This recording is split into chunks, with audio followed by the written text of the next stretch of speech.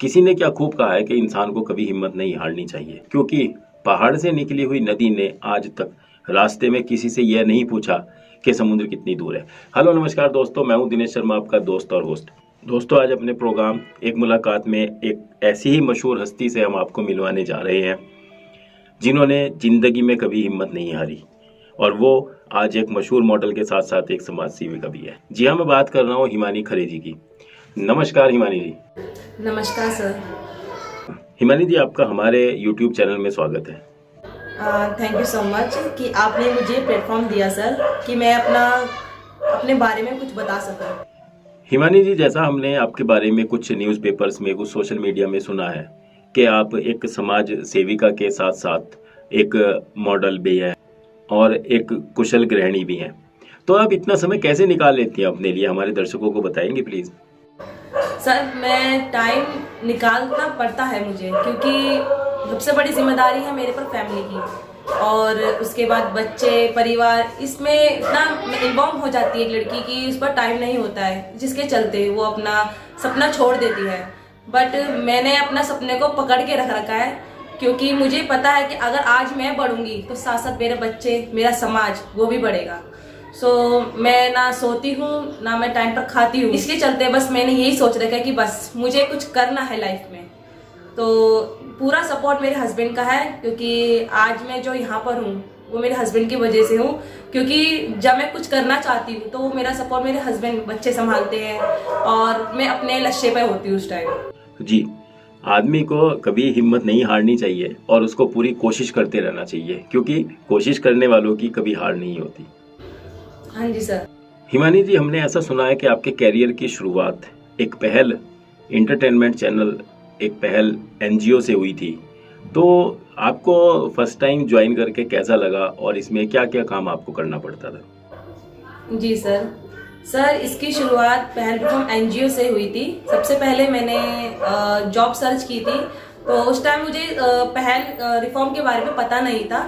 तो मेरे फादर ने इसके बारे में सर्च किया और मुझे कहा कि हिमानी, आप इस पर ट्राई करो।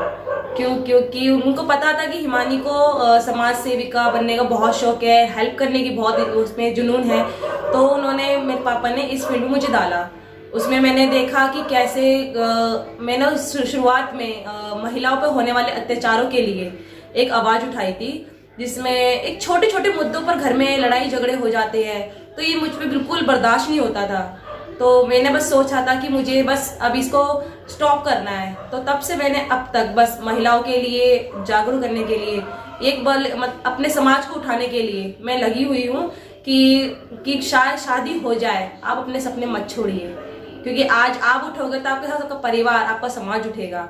तो बस मेरा यही है कि मैं मोटिवेट, कि मैं अपने परिवार को और समाज को उठाऊं और महिलाओं की सपोर्ट करूं।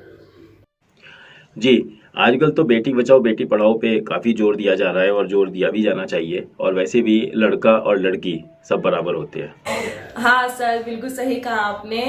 हमने कहीं ऐसा पढ़ा है कि आपको पुलिस और आर्मी में जाने का भी बहुत शौक था। सर, उसमें मेरी हाइट अच्छी होने की वजह से सबने कहा कि नहीं, आप हिमानी पुलिस में जाओ और आर्मी ज्वाइन करो। बट जिस समाज में मैं पली बड़ी हूँ, समाज में सिर्फ 12वीं पास होने के बाद ही लड़कियों को गृहिणी बनने का ट्रेनिंग दी जाती है, ना कि उनको आगे बढ़ने का सपना पूरा किया जाता है।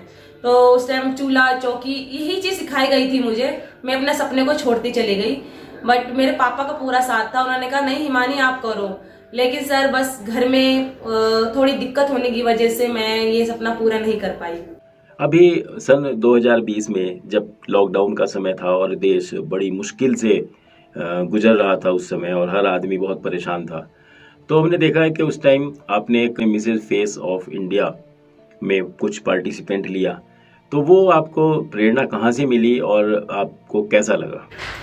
एक्चुअली सर, ये घटना ऐसे घटी थी कि जब मैं कुछ करना चाह रही थी तो मेरे घर में कुछ प्रॉब्लम चल रही थी। तो उसे मेरा दिमाग था कि बस अब सब कुछ छोड़ दो, भाग लो, कुछ कर लो। मतलब लॉकडाउन में इतना परेशान हो गए थे हम कि बहुत ज्यादा घर में रहा नहीं जा रहा था। तो मैंने ऐसी फेसबुक यूज कर रही थी, तो मैंने मिस फेस ऑफ इंडिया का एक पोस्टर देखा। तो मैंने अपने हस्बैंड को दिखाया कि देखिए ये पोस्टर है, क्या मैं ज्वाइन कर लूं? तो क्या ये मैं कर सकती हूँ? तो मेरे हस्बैंड ने कहा क्यों नहीं, आप कर सकते हो हिमानी, आप ट्राई करो। सर मैंने 2-3 दिन बस सोच के निकाला कि क्या ये मैं कर सकती हूँ। तो मेरे हस्बैंड ने 2-3 दिन मुझे इतना पुश किया कि नहीं हिमानी तुम कर सकती हो।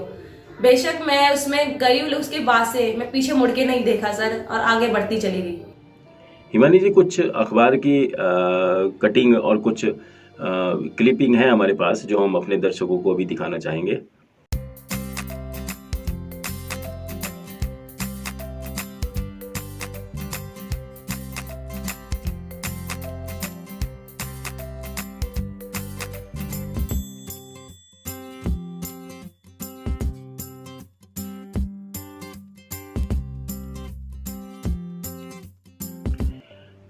हिमानी जी, हम बहुत शॉर्ट में ये जानना चाहेंगे कि आप इस मुकाम तक कैसे पहुंची और आपको किन किन मुश्किलों का सामना करना पड़ा।